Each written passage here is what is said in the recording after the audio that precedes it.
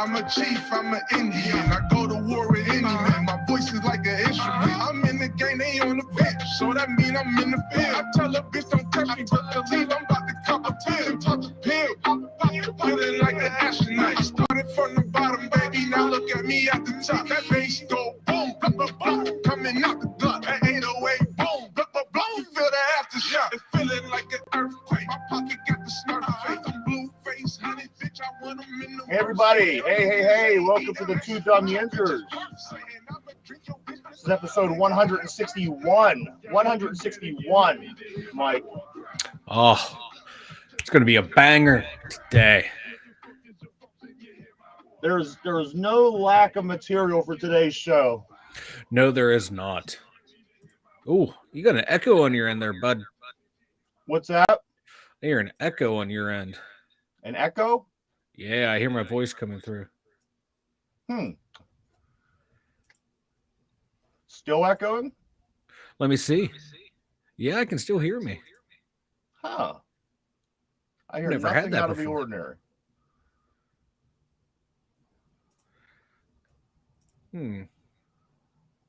Any luck? I don't know. No, I can still hear me. Well, that's a tragedy. Yeah, this is not good, boys. I don't know what we're gonna do. That day we had the echo issue in the past. Were you able to hear the echo throughout the show then? No.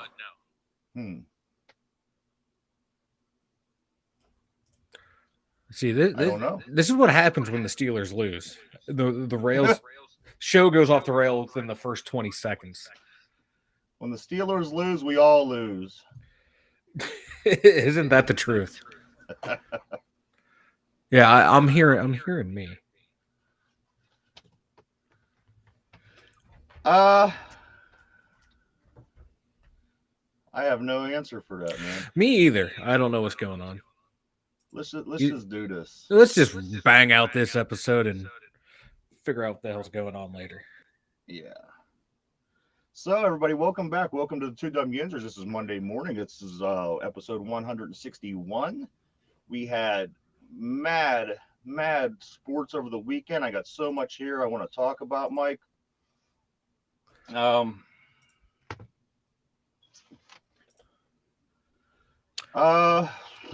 Let me just take a quick look. You know what? One thing I do want to say before we get started, Okay. I am a big fan of the Sunday morning football. Oh, I that just was want to amazing. say that this is the best idea that's come out in a long time, because even since I was a kid, I remember getting up on a Sunday, reading the paper, and you still have an hour, and you got to watch the jackasses talk about a game. You know, watching the guys talk about a game doesn't really do anything for me. I'm ready for the game. I understand the game. I know what's going on. But the Sunday morning football from 9:30 to 12:30 or whatever, football before football, you can't beat it. You can't. I forgot we had the game going on, and I was just pumped when I remembered. And London games are the best. I love it. Yes, morning games. That's a real treat. I see we got another one coming up next week. So I don't know. I mean, do you know the plan? Is there like a schedule? Is there an amount of games that they're doing in London? Do you know anything about that? I think I know there's at least one more game in London. Okay. I just can't remember who's playing. Let me take a look here.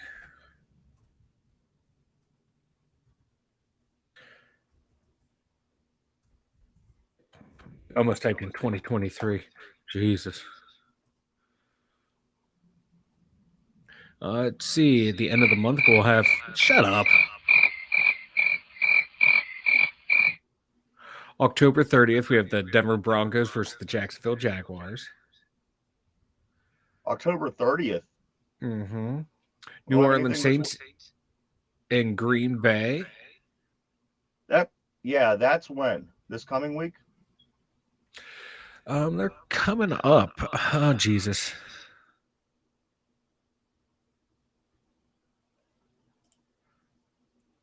Let's see. The 9th, we got the Giants versus the Packers, and the 30th, it's Broncos versus Jaguars. So just 2 more of these games. 2 more games, yes. I like it. I wish they would do it all year long. I wish they would set it up to where every team plays over there during the season, and they stretched this out, and they made Sunday morning football most of the season. I think that would be great, man. It would. Because everyone loves football. The more football, the better. Not to Especially, mention, like, good. No, I was going to say this. Like, 14 hours of football yesterday. That's what everyone needs. Yeah, that's what I'm talking about. You get like those little half hours between the games that we could go eat, run to the store, grab anything that you need. But you pretty much have your football all day. I love it. And then football again tonight. And we take a couple of days off, and there'll be football Thursday, high school football Friday, college Saturday, and it starts all over again. I just love it. I do too. You can't get this time of the year. There cannot be enough football being played. There cannot be enough football, and let's just say you do get a little tired of football. You get a little burnout, if you will. The all four sports, Mike. This time of year, you have all 4 sports going. So if you do get a little tired of football and you want to take a little break, you could slide over to an NBA preseason game, a MLB playoff game, an NHL game. So, I mean, this is the time of the year if you love sports. So let's enjoy it, everybody. A couple of things, Mike. I do want to start, excuse me, I want to start with some college news. The Pitt Panthers, they lose. Number 24, Pitt loses to Georgia Tech. I tell you what, they have almost the same situation as the Steelers have, and it's hard to watch. It's this porous defense. It's this they're not getting much this great blocking for their quarterback. Their quarterback is kind of underskilled, if you ask me. 24, I thought was right around the area they should be. However, you lose to a team like Georgia Tech, you're going to drop out, which they did. So Pitt did drop out of the top 25. However, Penn State pulls the win against Northwestern 17-7, I believe it was. In Penn State, now they were 11 going into the week. What are they now, Mike? You know? Is your mic on?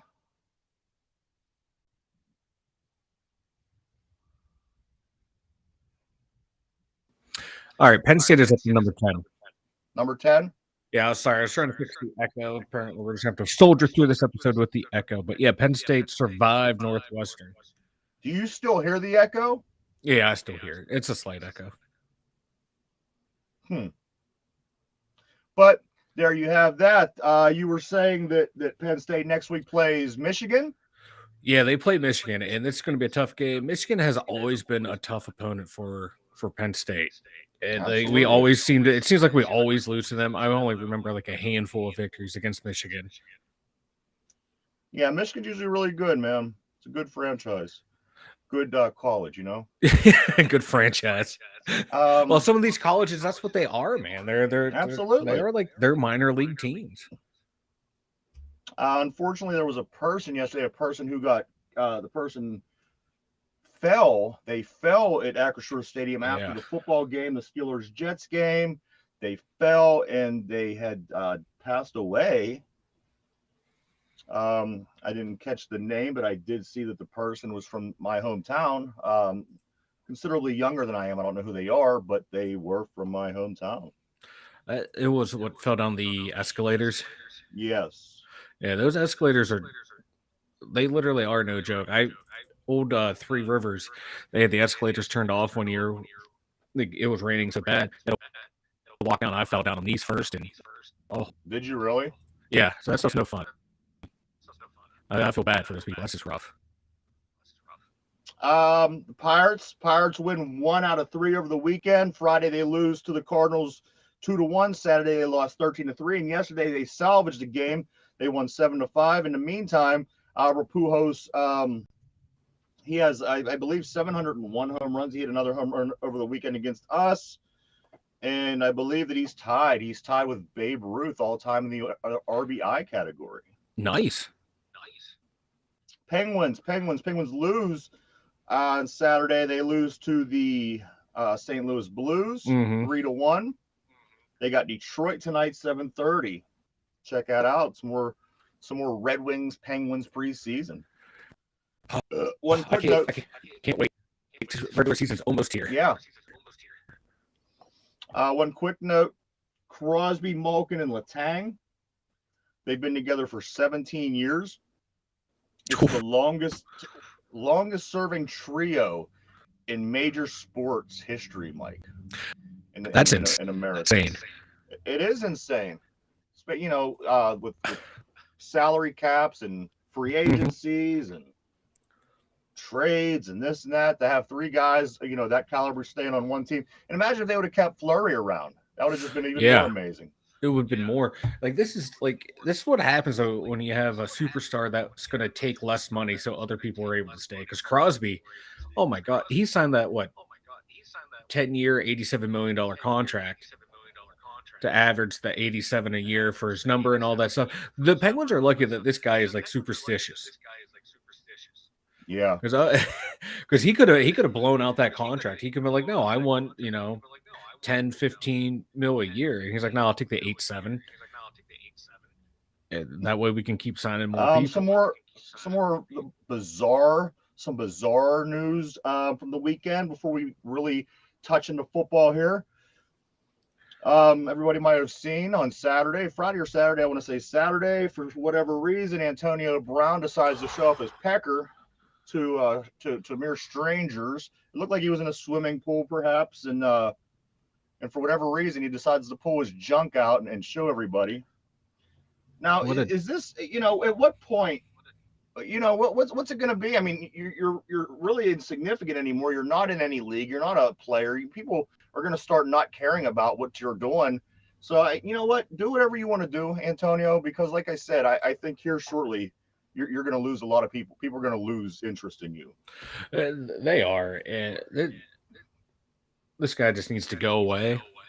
Yeah. Like he needs to be evaluated. Like seriously, he needs someone to. No, I don't want to say committed, but no, he does need an evaluation to see, is he capable of taking care of himself on a day-to-day basis? I mean, if Terry Longshanks down the street decide to pull his junk out and show everybody, he would have to be admitted and evaluated. There's no reason. I don't care if this guy is whatever he thinks he is. I don't care if this guy has money. If you're pulling your fucking junk out and showing a bunch of strangers, you need to have some kind of help. And it's going to get to the point where he's going to get involved in, he's going to go a little too far with his shenanigans and end up with the law being involved. And, at this point, I'm like, fuck you, dude. Do what you're going to do. You're fucking retarded. Nobody wants to see your fucking schlong. And here's the thing.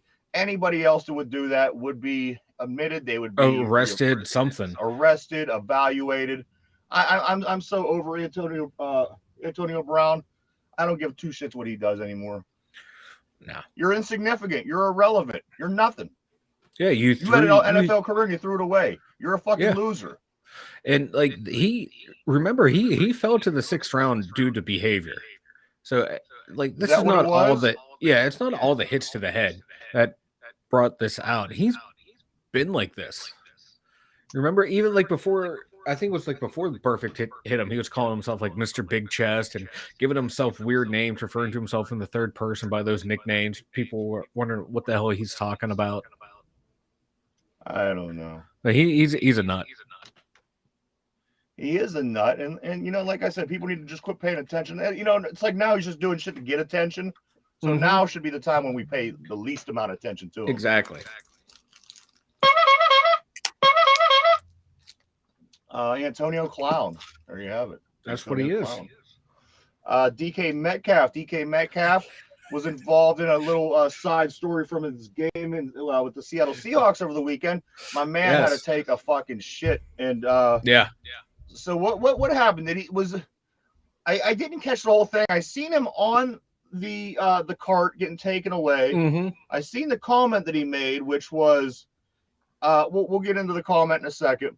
But I mean, was this from the sideline? Did he fall and say he had an injury? What led up to him being on that cart? I missed it. I missed the lead up to it. All I saw, I was scrolling through Twitter and everyone's like DJ Metcalf carted off. He's carted off. Breaking news, carted off. And he's just sitting there. You can't tell there's anything wrong with him. He's the way he's sitting on the cart. He wasn't, normally when you're hurt, you're laying down or sitting down in like the middle of the cart. A trainer there. He was just sitting off the edge. Yeah. Just sitting there watching the dude drive. And then he tweeted out like after the game, that clinch walk wasn't going to make it. So my man had a shit. Go. He probably puts mad protein, mad food in his body because he's a fucking monster. And you know what? Finally, nature caught up to him, and he got a lift. He got a lift from the injury cart to the shitter because he felt that clenching his butt cheeks together and doing the walk all the way to the restroom, the locker room wasn't going to work. So he hitched a ride. I like it. You don't want to, Merle Hodge got hit so hard once he crapped his pants. You don't want to be that guy. You don't want to be that guy that gets hit too hard and you poop yourself. So Joe Paterno, he shit himself. Yep. You don't want to be a guy that shits yourself. You don't want to, no. Because no one will ever let you forget that. No. Even though it's like not your fault, you're not going to be let down. Or they're not going to let that go. One thing that I noticed, Mike, last night, a mere shell of his former self, Tom Brady. I'm watching the Buccaneers Chiefs game last night, some Sunday Night Football, and it becomes really apparent to me. I don't know if it was just the Chiefs defense, but I haven't seen much of Tom Brady this year. Personally, this was the first game I got to sit back. He looked very human. There was a lot of incomplete passes, a lot of these common, slants, quick passes that he's very good at making. He was, a little bit off. Passes were being dropped. Doesn't quite look like the same Tom. So, I mean, I think everybody knows. I think everybody knows deep down inside this is going to be his last year. But I would advise you. To watch him now because this is the only time I've ever seen him look human in the past 22 seasons. Yeah, his numbers overall didn't look bad yesterday, but 39 of 52. There's a lot of missed passes there, and I don't know. Chiefs defense is not the greatest defense in the world, but he's starting to finally look mortal, look his age, as you were saying. Yeah. So I see a little graying going on up here. I thought, man, he is human. Yeah, because you look at like the first two games, he's 18 of 27, 18 of 34. Last week, he had a loss, 31 of 42. Terrible quarterback ratings in these first games. This is the first game where he's actually looked like stat-wise looked like old Tom Brady, but like you say, when you watch the game, he's not looking like old Tom Brady. No. He's looking like an old Tom Brady. Yeah. About time, too. Old Tom Brady, not an old Tom Brady. Yeah, you know what I mean. Everyone knows what you mean. Yeah. I want to say, I hope everybody got a chance that did get down to Frank's Grill on Friday night to see the Beauty and the Beast show put on by Rock Solid Entertainment, Hit 'em Hard Record, Hit 'em Hard Music. They put on the big show on Friday. We promoted. We had the guys on Friday evening right before they went on the show and did their show. So I hope that everybody made it down there. I hope everybody had a safe and a fun time. I just wish I could have made it. Yeah, I do too. Stupid work got in the way, but hopefully everyone got down. People were able to go down and check them out and have a good time, which is always a good time down there. Let me do one more non-NFL thing here, Mike, and then we'll just go full force into the NFL, okay? All right, let's do this. So, Evan Knox, the kid we've been speaking about the past couple of weeks, this running back from here in Pennsylvania. Now, he's up near Oil City, closer to Erie. Yeah. Now, he has, Mike, after 5 games, I think we've covered this, he has 2,007 yards. The next guy in Tennessee has 1,834. However, he played 6 games. He played a whole game more. He has 1,834. Evan has 2,007 with 1 less game played. The third back in the country also played 6 games with 1,704. The fourth back in the country has 6 games, 1,580.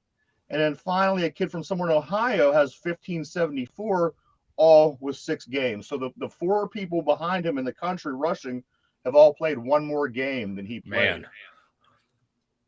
That's it. Keep your eye on that name. I know that. Yeah.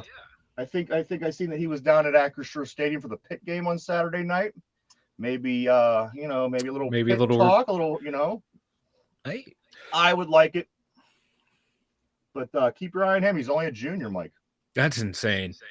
That'd be awesome. If he can be like the leading rusher for the entire country coming out of like Oil City, a small little town. Yeah. And PA, that would be amazing. It was a great story, and right now it's a great story. Rushing for over 2,000 yards through 5 games. I'm going to give you a quick rundown. Let's go over these scores. Mike, I want to tell you one thing. There's 32 teams in the NFL. Mm-hmm. Bear with me. 32 teams in the NFL. 8 of them have a record of 3-1 or better. 8 of them have a record of 3-1 or better. 24 of them have a record of 2-2 or less. 24. Three quarters of the teams in the league are 2-2 or less. So, for Steeler fans and fans of some of these other teams where your team isn't doing so great, you're sitting at 1-3. You're only one game behind 3/4 of the league. You win. It's just the teams that are above are the teams that I think that you would expect. Eagles. I figured they would be doing a little better this year. The Bills, the Packers, and the Chiefs. And then some of your other teams, Miami, who I think you're going to start to see a little decline now. The Vikings, who I think that this team isn't probably going to stay consistent through 17 games. The Giants, another team where they come from, they're sitting at 3-1. Yep. The Cowboys. So some of these teams, Mike, that are sitting at 3-1 aren't exactly the better teams in the league, with your exception of Buffalo, the Chiefs, Eagles, and Packers. Let's just throw those 4 in there. But the other half of these 8 teams are the Giants. They're the Dolphins, Vikings, Cowboys.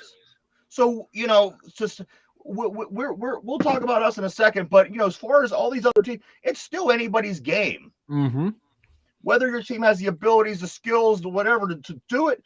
Everybody at this point, 4 games, normally 1/4 of the way through the season. We added the extra team, so that kind of takes it off a little bit. But at 1/4 of the way through the season, everybody's still in the game. I like that.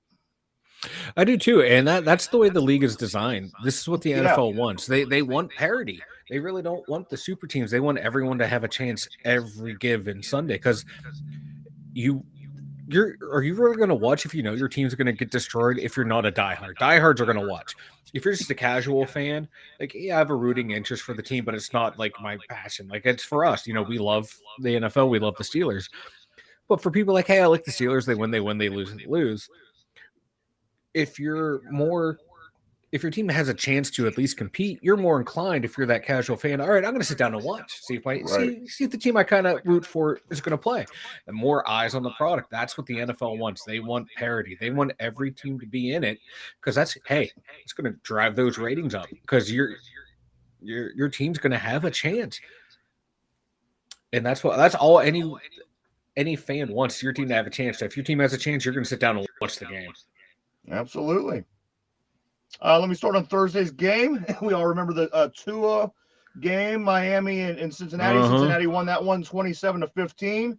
Cincinnati picks up their second win in that one on Thursday night. The early Sunday morning game, the game over in London, the Vikings topped the Saints 28-25. Really good game over there. Vikings move up to 3-1. Saints drop to 1-3. In overtime, Seattle beats the Lions. I just can't get a break with these Lions. I would have lost that game again this week, but the Seahawks beat them in overtime 48-45. The Jets over the Steelers. We'll get into that one in a second. We'll occupy the last half hour of the show talking about that. The 3-1 Giants beat the Bears 20-12. Saquon. Tennessee Titans 24, Colts 17. Chargers 34, Texans 24. Texans dropped to 0-3-1. That sounds about right for that. Falcons beat the Browns 23-20. 3-1 Cowboys. Cooper Rush and his 3-1 Cowboys. Who Beat would have the thought? team formerly known as the Redskins 25-10, drops Commanders. Washington to 1-3. Eagles undefeated. The only undefeated team left in the league after this weekend is they beat the Jaguars. They had to come back 29-21. Jaguars put up a good game. Eagles were just a little too tough for them at the end. The Eagles walk away with the win.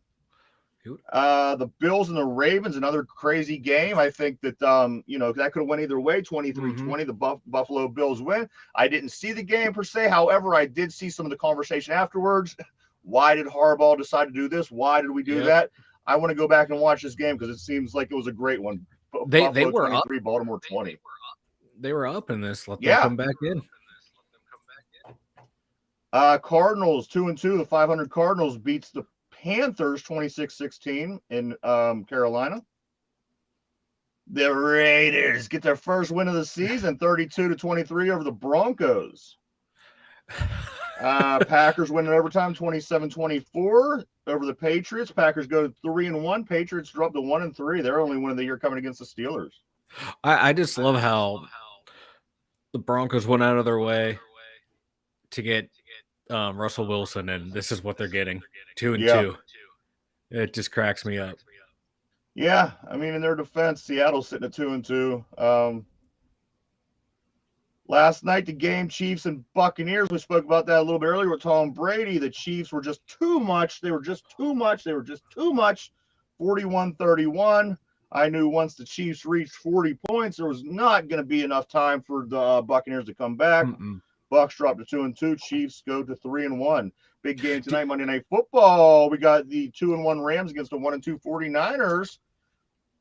I'd like to see San Francisco win just to keep the equity in this league going and keep everybody at 2-2 or less. I think that's pretty awesome, and I'm rooting for the 49ers tonight. Going back to the Kansas City game, did you see that touchdown Mahomes threw where he did like that 360, gets up the line, and it's like he's playing point guard or some shit? It was beautiful. I loved it. And he's walking the line, the line of scrimmage. So I mean, you had that to worry about. Am I past the line? No, he does a spin, jumps around, does some jumping jacks, checks his watch, boop, touchdown. That's what Mahomes does, man. Yep, that line of scrimmage throw, that was one of like Ben's favorite. Yeah, he would always skirt that line. I love when quarterbacks gamble like that. Looking at these teams, Mike, looking at 32 teams in front of me, I noticed 2 teams yesterday. They snuck in their black uniforms. Yeah. The Saints got black helmets. The team formerly known as the Redskins, they look Commanders. like the Steelers, like a Steelers minor league team. But it seems to me that everybody's going to the black look on their uniforms, which, you know what, I dig because, of course, our team has the black. But what the fuck is the whole team going to have black uniforms? You know what I mean? Yeah. So I turned on that Commanders game, and I'm like, what kind of uniforms are these? Yeah. Even their fans were like, why do we look like the Steelers right now? Yeah. Be proud of your team, for fuck's sake. What are you doing? Yeah. You don't see us changing our colors to yeah, red or blue. Get the fuck out of here. That's like one of the fans was like, why didn't we put like that burgundy fringe around the numbers so we don't look like the Steelers? Because that would have, it would have popped the numbers out. You've been like, okay, there's the normal color of the team. Okay, we're good to go. No, let's go black and yellow. Because there's not another team in the NFL that does it. And your color, like you said, burgundy is not even anywhere in the uniform. I don't know. I don't know what they're doing. Everybody wants to look fucking cool now. Hey, check this out. Getting ready to go into the Steeler game. I just wanted to give you this. Going into the game, Mike, Moore was the 43rd best left tackle in the league. Dawson was the 19th best left guard in the league. Cole was the 5th best center in the league. Daniels is the 14th best right guard. And Okafor is the 6th best right tackle in the league. This was the big problem. Everybody's saying offensive line. Mitch don't have time to do anything. Let's talk Steelers. Mike, give me a little bit. Start us off, baby. I know where you want to go. Start us off, man. Is this where I want to go? Pickett time? Kenny Pickett's debut? Yeah. Give us something. Well, let's go back to the first half. We were running the ball. No, who looks over to me and says, "Where's the play action?" You. Yeah. You're like, "Where's the play action?" Second half comes in. The sky's open. The sun's shining down. The queen's looking down upon us. The gates of heaven have opened. Kenny Pickett trouts out onto the field. We're running the ball. What happens? Play action. And it worked. Where was that in the first half? That's what I want to know. I'm just throwing that out there. But no, we have a rookie quarterback, first round pick, comes into the second half, leads us down on 2 touchdown drives. First quarterback ever. I know you have that in your notes. First quarterback ever to rush for 2 touchdowns in his debut. And I'm not a Pickett guy, but he did come in. He provided a spark to the team. I think a lot of that came from the fans. Though. The fans, you have a way of influencing the team. You see it in every sport. Yeah. Once those home fans start rocking and rolling, that you notice the players start getting that juice. And then when Kenny came in, the fans got all excited, and then the players got all excited. Why the fans weren't excited from opening kickoff, I don't know, because they're fair weather. But no, it provided a nice spark to it. I thought he played okay. He made some plays. He made some plays he shouldn't have made. But hey, I don't know. I'm kind of conflicted because all we heard the whole draft process, this guy coming in is like he's NFL ready. Then why is he throwing a late pick on a drive when you're trying to kill the clock on a play he should not have made? To me, that was a costly mistake that cost the team to lose. But you see the potential is there, but you also see that he's 24, 25 years old. So how much more room does he have to improve? Is he going to be long term? Hey, if we get 3-4 good years out of him, I'll take that. Yeah. Is that your segue for me? Yeah, I was ending it there to get your opinion on Kenny, because I know we have 2 different views on Kenny, but their opinions are almost about the same. I think. Mitch Trubisky, first 42 drives of the season, he manages 4 touchdowns. Kenny, first 3 drives of his season, he manages 2 touchdowns. I think that Kenny's more weathered for whatever reason. I think that Trubisky, being the veteran, should be more weathered. He should be more prepared. He should be more ready for whatever the reason is. He's not. I don't know if he was just playing scared. I don't know if he's playing too conservative because of the situation at hand with the coaches, with the quarterback controversy, with everything that they've went through so far. I don't think that Kenny came out with one look that he's even concerned anything about that. He went out there. He did what he knew how to do. He knows how to play football. He's a baller. Is he going to be the next Tom Brady? Probably not. Who is? Is he going to be next Ben? Who knows? But one thing I do know, it opened up the game big time when he came in. He was able to throw the ball down the field, and let's just say that it gets intercepted. It got intercepted. That's the way that it is. You can't make an excuse for that. It is what it is. It got intercepted. I believe one went off somebody's hands, one didn't, whatever. The point is, he was going down the field, which is going to open up things. It's going to pull people out of that box. You're not going to have 7, 8 guys in that box anymore because Kenny, whether we call it a threat or not, he is not afraid to throw the ball down the field. He's not afraid to throw the ball down the middle of the field. Here's another thing. They were down 10-6 at halftime. He comes in. We're up 20-10 all of a sudden. At some point, somebody else on the team has to do something. I think the receiver stepped up. I think the offensive line stepped up. Everybody was gelling. That defense, the defense that only is great when TJ Watt is in it was its average self again for the 3rd straight week against the Jets, against the Browns, and against a Patriots team that isn't that good. At some point, this defense has to step up their game. They got to figure something out. Kenny is going to give this team, I feel, not because I'm a Pitt guy, not because I'm a Kenny guy, but I feel that Kenny's going to give this team a better chance to win football games. He looks more natural out there. He looks more confident. He looks more comfortable. And those were the things that I was looking at. Can you do without the interceptions? Absolutely. But for playing your very first half ever in the NFL, managing to score 2 touchdowns, do something that nobody's ever done before, I take the interceptions as not the worst thing in the world. Again, it's a sign to me that he is going to throw the ball, move the ball around, and that's going to enable us to do so many more things. It's going to allow you to get Najee involved. Pat Freiermuth seen the ball plenty of times yesterday. That's a huge plus that we haven't had. And collectively, as far as the three, Pickens, Claypool, Johnson, I feel they could do a little bit better, but the ball was really wet yesterday, so I give them that. I cannot disregard the 3 interceptions. I noticed, like, I'm seeing that all over social media and Twitter. The media, the fans, the bloggers, everyone's just trying to discount those 3 interceptions. Can you really say that he lost the game? Yes, the interception did lead to that point. Yes, but at what point is the defense going to step up and say, let's make a big stop and win? This is another thing. Because our rookie who played a half has us up 10 points. This is also the quarterback that had 2 drives stall from interceptions that could have led 2 points. He threw that first one down to Chase.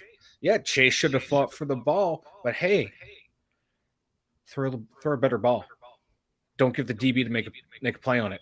If he plays more than 1 half, I don't care. No, he's NFL ready. He was NFL ready. That's all we heard in the draft process. He's 24, going to be 25. He is NFL ready. Make that throw. I get what you're saying. The Hail Mary, yeah. And what he did being NFL ready, he was able to move this offense, something that a guy that was in the league and made the playoffs twice wasn't able to do. So, I mean, those are things that you have to look at and say, we're not great right now. Not only our quarterback situation, but everybody has to come together. And the last interception of the game, I mean, can you really count that? Yeah. Every quarterback in the league threw that ball before and lost. They opened up the playbook for Pickett. It's like Canada didn't want Trubisky to succeed. He handcuffed him. But that pick to Muth, that pass should have never have been thrown. For an NFL ready player, I don't care if it's your first game, you're NFL ready. You're NFL ready. That's everyone saying this. You're the golden boy. You throw that ball out of bounds. You've been playing football for how long? You throw that out of bounds. And that one led to us losing. Now, but that defense making a play. All of a sudden now on social media, the media and the fans are criticizing this defense. When this is how they've played the first 3 games before this game right here. They were giving up leads. Offense would go down, score points. Guess what? They're giving up. Defense is giving up points, can't get off the field on 3rd down. Now, all of a sudden, Kenny comes in, and the defense gets criticized. The defense didn't do enough. Like, this whole town has this narrative now where it's never going to be the quarterback's fault because he wants to pick. But leading up to this game, I think we both agree that defense. Now everyone wants to come out. Oh, I agree. I've been saying this since day one about this defense. Now, all of a sudden, everyone wants to act like this is a big shock and surprise. No, if you've been paying attention, this defense is not good. This offense is not good. Even when Kenny was in there, the offense stalled out too. So this whole team is not good. Let me make one side note. The former league MVP, Lamar Jackson, threw an interception at the end of the game to lose the game for Baltimore. It happens. It's the NFL. This guy is a player of the season. He's the MVP. He's great. If our guy comes in his first half and makes a couple mistakes, I think you have to expect that. Where was this forgiveness when it came to Trubisky? That's what I'm loving about Steeler fans and the fans in the media. Not you, because you've been fair about Mitch's evaluation, everything he's made plays he should have, ones that he should have, but like everyone around in this area is never gave him any slack. Now they're giving the new guys slack. Now they're making excuses for him, and now they're attacking the defense instead of saying, "Oh, the offense wasn't out there long enough to give them rest." It's just the whole narrative has changed, and I find it funny and fascinating. And I'm just glad now that people are finally realizing that this defense continues to struggle. And 2 more quick Everyone points. but Minka. You made a good point yesterday when we spoke. Kenny wasn't prepared. They didn't give him the reps for a starting job. Yeah. He came in and I forgot what the other one was, but I had another good point. Oh, Joe Burrow, as great as he is, he throws up some, he serves up some interceptions. I say give it a little time. Again, I'm not saying that this guy is going to be the next Tom Brady. I'm not even saying he's going to be the next Ben. I say that this guy is going to give you the best chance to win on his abilities alone. He has an eye. He has, there's just certain intangible things that you see when people are playing, and there is just something that he has. Yes, he's a little older. Yeah, is it the most desirable situation to have this guy? No, it's really not. But you know what? At this moment, it's what we have. Like you said, you had to be fair through the Mitch Trubisky part of it. Now I feel that I have to be fair both ways, so I'm not going to say one way or the other.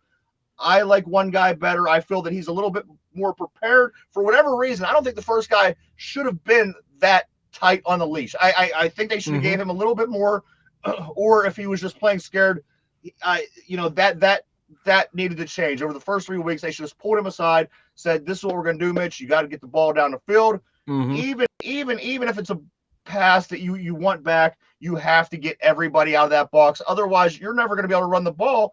And we have one of the better running backs in the league. So, I think Jaylen Warren. All in all, not a bad loss to take. But again, you don't want to lose. You don't want to lose to the Jets. And you have 4 games coming up against teams that are atop the league here. So, a lot is still going to be there's still a lot of story playing out.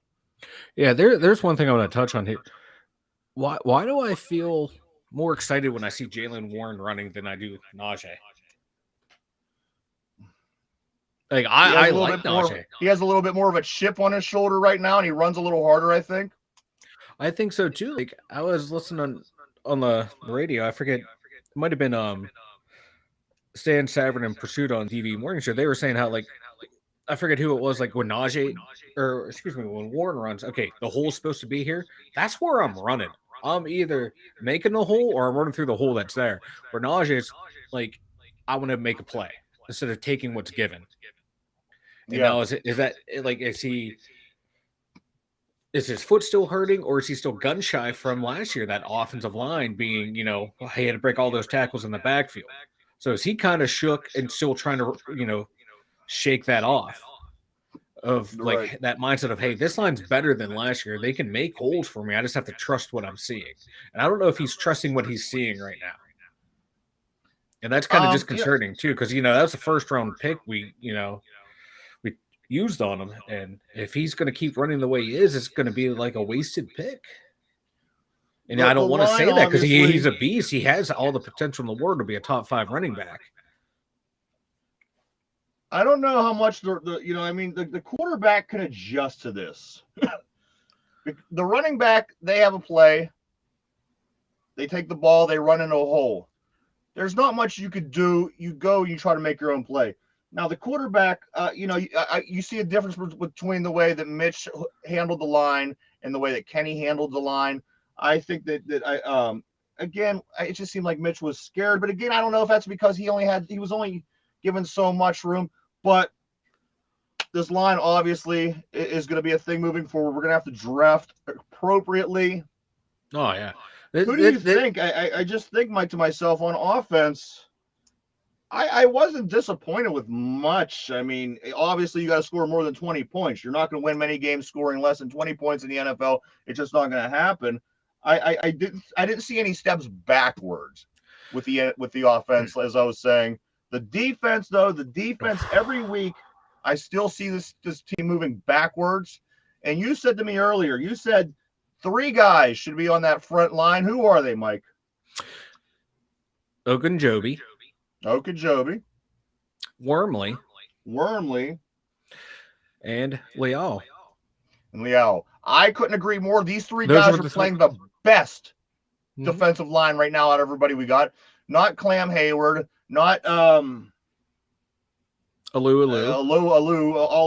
mean, obviously he got yanked last week, and maybe this is the coach's way of handling the situation. Let's get the guys in that want to play.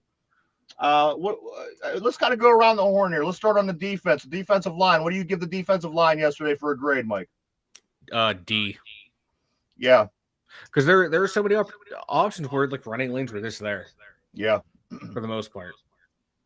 How about linebackers? Jack, Highsmith, Bush. I give them a C. I give them a C. And I got one real quick bone to pick about this. Highsmith got to his fifth and a half sack yesterday. Could have been 6.5. Guy was a little too slippy for him. Old slippy Zach Wilson. And but going into this week, now peep this. The first month's defensive player of the year was Ingram. Yeah. Mr. Ingram down in Miami. He had 2 sacks, 7 tackles, 3 quarterback hits, and 1 forced fumble. Highsmith had 4.5 sacks, 20 tackles, 7 QB hits, and 1 forced fumble. I think the only reason why Ingram was the defensive player of the month is because Miami's sitting there with a 3-1 record, and the Steelers are sitting there with a 1-3. Do you dispute that at all? No, because Melvin's helping his team win, and Highsmith is just helping collect stats. Yeah, that's what happens. Like when you lose, those stats more or less become meaningless because they didn't contribute to a win. You're right. It sucks to look at it that way, but that's kind of how I have to look at it. You can have all the sacks in the world, but are they leading to victories? No.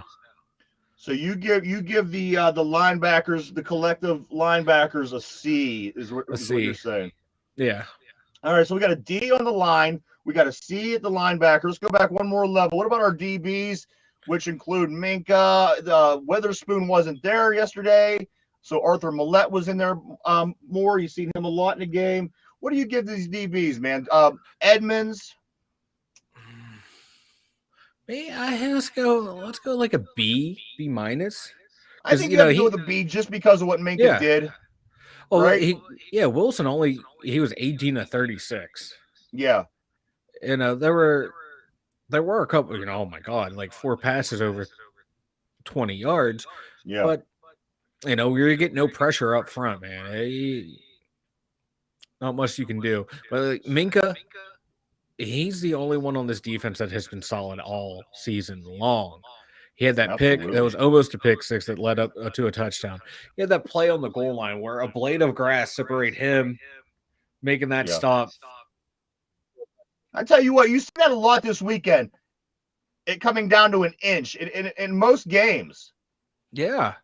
There was a big play that come down to this much, man. Mm-hmm. Yeah. You play a whole game.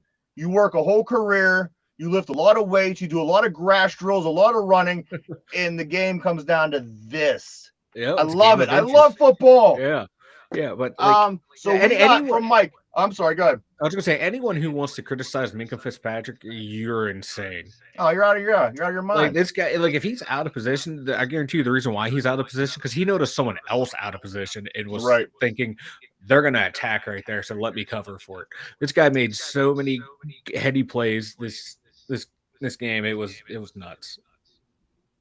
So you gave the defensive line a D, the linebackers a C, and the DBs a B. Before we jump over to the offensive side of the ball, Mike, what do you give these special teams? I don't think we missed any field goals this week. There was no blunders off of Gunner's face mask, and Mr. Harvin was able to boot some punts. I don't think that the special teams was too much of they did their job, right? Yeah, well, Harvin had at least one bad punt. Gunner had that fumble, but we recovered. Boss, drilled that 60-yarder. Broke his own record at home. Or 59-yarder, excuse me. C+, just because there were issues. It wasn't perfect. No, B-. Let's go B- because they did not contribute to the loss. I think that's fair. Yeah. Nothing on special teams hurt us to the point that was the reason we lost. Yeah. So there's a B-, a B- for special teams. And finally, let's hop over to the offensive side of the ball, Mike. Was the offensive line offensive enough? Was it offensive enough to score the lowest in your scores of the day, or did they show a little bit of improvement and kind of gave them a little bit of, a little bit of something to hang on here for us? Oh, they opened up enough holes for us to get 119 yards rushing. There was 3 sacks, but everyone's going to blame Mitch for all those sacks. Let's give them. They gave. I don't know, man. They're hard to grade. Let's go C+. C+. Yeah. They weren't bad. They weren't good. But they weren't. I just gotta say, this is a lot better than my report card was when I was in school so far. Hey, man, C's get degrees, and these guys are going to get the degree. Tight ends, Mike. Tight ends. What more can we say about Pat Fryermuth of Penn State Nittany Lion, Mike? Oh, I could talk about Patty Muth all day long, but no, oh shit, he played a great game.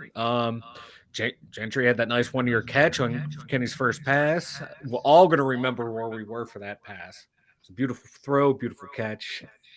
I thought they played well. Let's give them an A.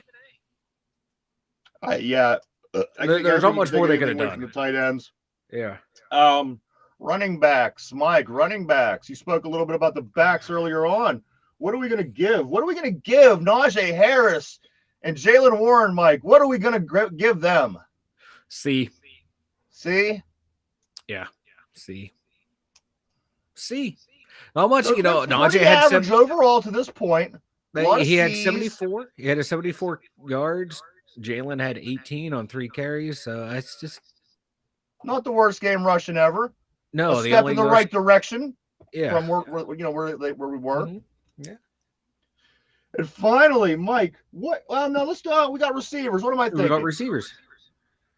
What would you give the receivers' performance for yesterday? I'm gonna go with the D. Going with the D. Yeah. Because Fryermuth was with the tight ends. He had 7 for 85. Pickens had 6 for 102, but he also failed to fight for a ball that led to a pick. So you got to go with the D. Deontay Johnson, 2 catches for 11 yards on 4 targets. Yeah. He had one off his hands that led to a pick. Claypool, 0 catches. Gunner had no targets. Claypool didn't have any catches. 0 catches, 2 targets. He had that one where he alligator armed it on he's got to make the plays when he's called on. Mm-hmm. 2 years ago, I thought this guy, the sky's the limit for him. I don't know what happened. It has to be up here. I'm sure the coaches aren't holding him back. It has to be up here with him because it's him. He has the potential. The potential's there. Yeah. So a D. Yeah. If George would have got a touchdown, I'd have taken up to a C. But this is a D. Yeah. Absolutely. And finally, Mike, give us your overall quarterback grade for yesterday between both guys. Don't split them. Don't do anything like that. I'm looking at both. Like, let's that's a lot of interceptions. Oh yeah. You look at the numbers: 7 of 13, 84 yards, a pick, 3 sacks, quarterback rating of 41. Yeah. Kenny was 10 of 13. He had no incompletions. None of his passes hit the ground. Right. 120 yards, 3 picks. He did have the 2 rushing touchdowns, which were huge. But quarterback rating of 65.1, combined rating of 49.7.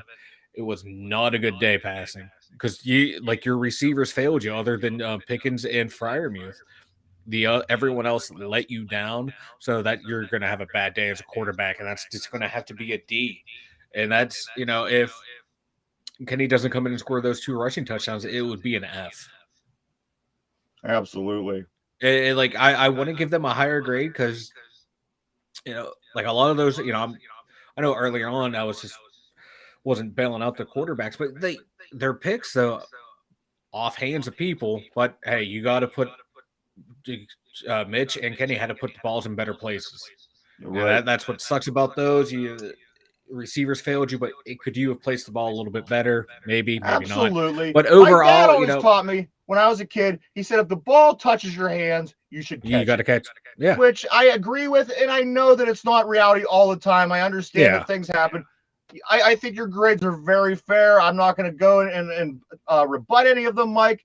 I'm going to give you what I'm going to do. I'm going to give you the records of what's going on in our division. We got the Bengals sitting at 2-2. We got the Browns sitting at 2-2. We got the Ravens sitting at 2-2, and we got the Steelers at 1-3. Mike, how crazy is this? We're as bad. We're playing as bad as football as we have, and we are still only 1 game out of first place. Hell, we're only a couple games out of being the number 1 team in the AFC. This is, like I said, man, this is what the NFL wants, and I love it. A thing of beauty. I love it. And like next week, we have Buffalo, but the Browns have the Rams, and then the Bengals, Baltimore play each other. So if we can somehow eke out a win against Buffalo, we're sitting right in second And the place. Browns loses to the Falcons, so I'm not feeling real up about the Browns at this point, which I don't get because they can run shove all day and probably win a lot of games. Yeah. Maybe that was their Super Bowl. Maybe they played the best when they play against us. That tends to happen sometimes. I don't know. Remains to be seen. However, everybody in the division's 2-2. We're 1-3. And if things start getting better for us, let's just say Kenny starts improving, the line starts playing better because the receivers start playing better because, and the defense picks up when TJ Watt comes back in the lineup in a couple of weeks. If they could keep the league this ugly until that point, maybe, just maybe, this isn't a lost season. There's a lot of maybes and a lot of ifs in there. Absolutely. That's the thing that worries me. I think the season is over. I think they shouldn't tank, but don't worry about trying to eke into the playoffs or getting that winning record. Just play it out, play the young guys, let everyone get reps and snaps. It's you get a better pick for the year. I know that's people are like, oh, you're not a true fan. No, I'm a true fan because I want my team to succeed. Quarter of the way through the season, who's your AFC North winner this year? I'm going to say Baltimore Ravens. I hate them. I hate saying that. But from what I've seen so far, I think this team, unless Cincinnati plays to their potential, which you think at some point they should, but I think just overall, Lamar Jackson, he is the difference in so many things. And I think that he will be the reason that the Ravens win this division.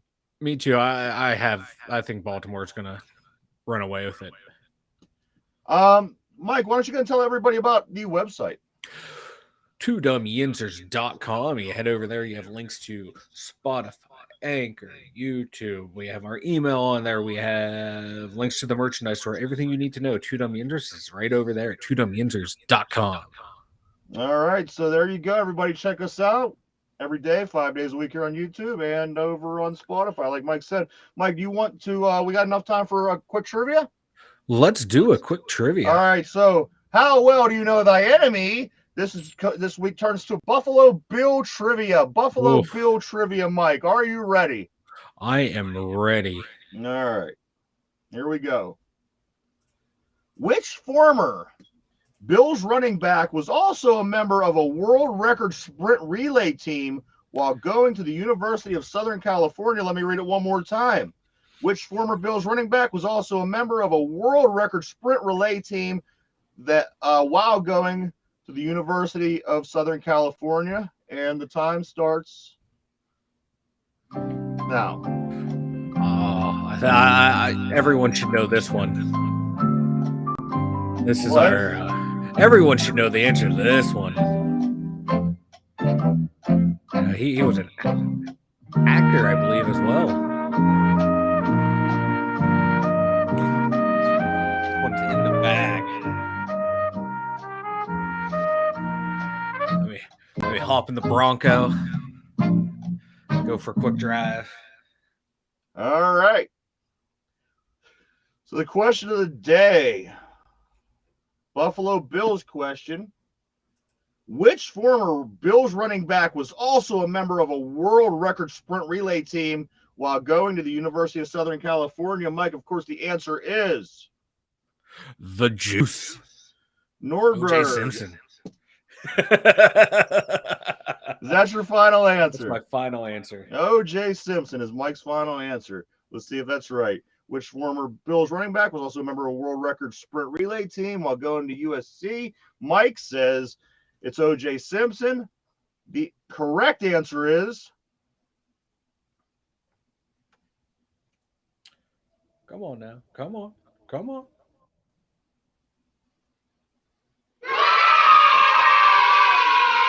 And that is correct. O.J. Simpson. One of the most known football players, I would think, in the world, right? Oh, yeah. Easily. But there you go. Mike starts off the Buffalo week good. Hopefully the Steelers could also, have a good week of practice, preparation, tape, strategy, all that fun stuff moving forward because it's going to be a good game. I personally think that we beat Buffalo. I don't know how. I don't know why. That's my prediction early. couple other real quick predictions. I did pick Wake Forest over Florida State. I said they was going to win. And one other prediction, I also told Mike during the game that Kenny was going to get picked off by his former teammate, Jordan Whitehead at Pitt. And that was the first interception that Kenny Pickett threw in his NFL career was to Jordan Whitehead. So just a couple cool predictions that we had over the weekend. But Mike, do you have anything before we take off, man? Yeah, I'm blaming the loss on you. Okay. You should not have said that. You should not, like, as soon as you said that and he threw that pass and it got intercepted, I just looked over at you. I'm like, this motherfucker. But keep tuning in, everybody.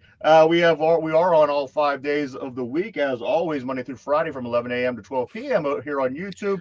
And also, we upload this show at 8 o'clock in the evening on the same day. So today, this show that we're doing will be uploaded on our Spotify channel at 8 o'clock this evening.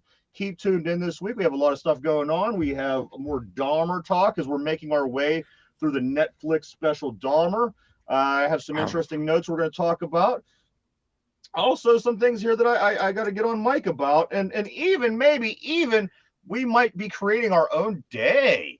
That is going to be something else we're going to be working on this week. Everybody has a day. It's coffee day. It's Sunday, daughter day. It's AI day. We at the Two Dumb Yinzers are going to create a day this week. You're not going to want to miss it. But for Ryan, Mike, the Two Dumb Yinzers, have a great day. We'll see everybody tomorrow. See ya.